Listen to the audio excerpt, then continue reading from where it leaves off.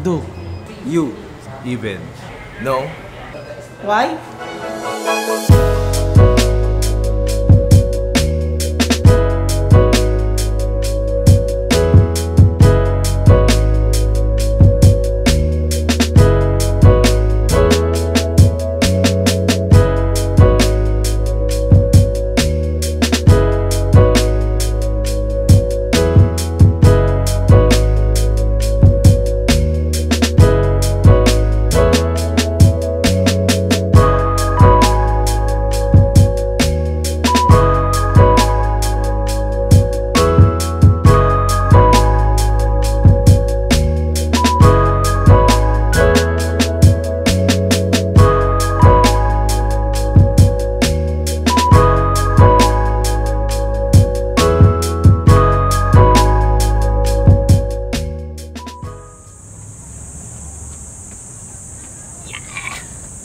Hay, sarap. Sobrang sarap mag-jogging.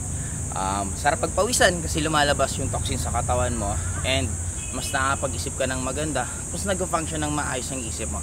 And na-realize ko lang, nandito ngayon ako sa UP, bigla akong napatanong, ano ba talaga buhay? Talaga bang pinanganak tayo sa mundong to para lang mag-aral, pumasok ng school, and after nung graduate, maghanap ng trabaho? Now, dumating ka ba sa point na nag-isip ka, what if hindi yan totoo? What if iba pala talaga ang purpose natin dito? Kasi sabi ko nga, May ngayon, magpapasok ka na naman. Kaya ang pinaka big question na naiisip ko ngayon, how come ang daming nagtapos ng kolehiyo na nahihirapan sa labas ng buhay? How come maraming iba na hindi nakapagtapos pero naging successful pa rin sa buhay? Dumating ka ba talaga sa point na iniisip mo, bakit mo ginagawa mo? And malay mo, lahat pala ng naging paniniwala natin, hindi pala yun ang totoo. Ano nga background mo dati? Nurse pop-up. Anong nagpa-decide sa'yo para gawin mo yung ginagawa mo ngayon? Na-realize ko kasi sa ginagawa ko, wala siyang pupuntahan. Tsaka hindi ko makukuha yung mga pangarap ko. Magiging nurse? Yes. Kasi di ba daming tao na pangarap nila maging nurse? Kumbaga, pinaghirapan nila pa paano ka magiging RN. Ikaw naman naging RN ka na, naranasan mo na mag-work sa hospital. Tapos, ginibap mo. Ginibap ko ako. Kasi pag nurse ka dito sa Pilipinas, tapos hindi ka nag-decide pumunta sa abroad, so yung kinikita mo, enough lang talaga yon. Okay. So, ako sa 3 years ko na nagtrabaho ako, wala talaga ako naipon. And na-realize ko din na dapat talaga nasa business ka pag nasa Pilipinas ka. Kasi pag nasa business ka, so pwede umapoy yung gusto mo. Tapos isa pa sa nagpa-decide sa akin, gusto ko talagang tulungan yung pamilya. What if ma-realize mo na yung paniniwala mo, kaya lang yan ang paniniwala mo kasi yan ang values mo? Bakit yan ang values mo? Kasi yan ang natutunan mo. And what if sabihin ko sa'yo, since nakapunta na ako ng iba't ibang part ng mundo, dun ko nakita na kada country, iba-ibang paniniwala, iba-iba ang realidad ng bawat isa, iba-ibang katotohanan ng bawat isa. Parang ganito. Ibig sabihin, nung nag-nurse ka, hindi ka talaga makatulong din sa family. Kasi halos talagang wala natitira sa sa sahod. Nauubos din yung sweldo. Nauubos talaga. Oh. Gaano ka nakatagal sa ginagawa mo? 5 years na po. 5 years ka. Anong difference ng kinikita mo ng nurse sa kinikita mo ngayon? Gaano kalayo? Dumoble ba siya? Or Mas na triple siya sa kinikita ko dati. Tapos ngayon sa negosyo.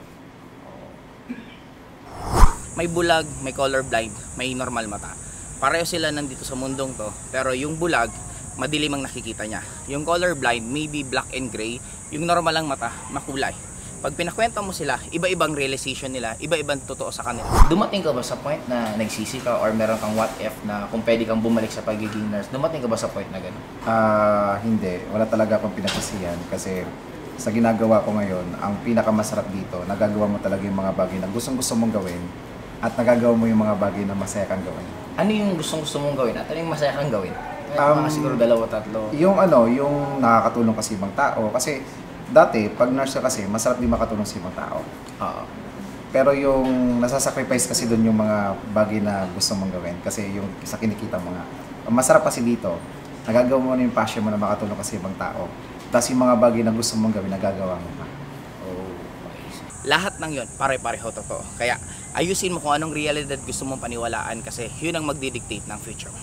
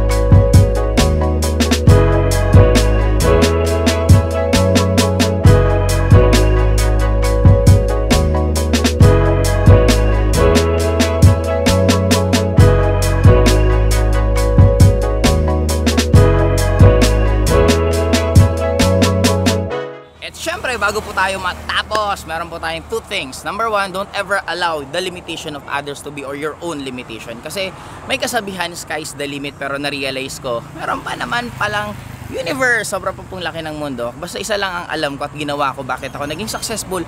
Hindi ko po inisip yung mga opinion ng ibang tao kasi na-realize ko hindi naman nila ako matutulungan. Kumbaga nag-focus ako sa gusto ko, pinaglaban ko yung pangarap ko, tinuloy-tuloy ko, and sure ball, nakuha ko yung pangarap ko.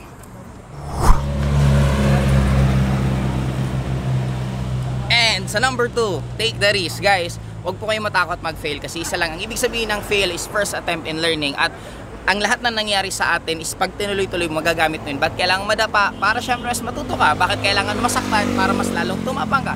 Bakit kailangan maranasan mga nararanasan mo? Kasi magagamit mo yan para ka maging successful. Isa lang tandaan mo, walang tao na naging successful nang hindi nag-fail. Kaya sarapan mo, damihan mo yung failures kasi isa lang sure ko, magagamit at magagamit mo yan sa future mo para makuha mo yung mga gusto mo sa buhay.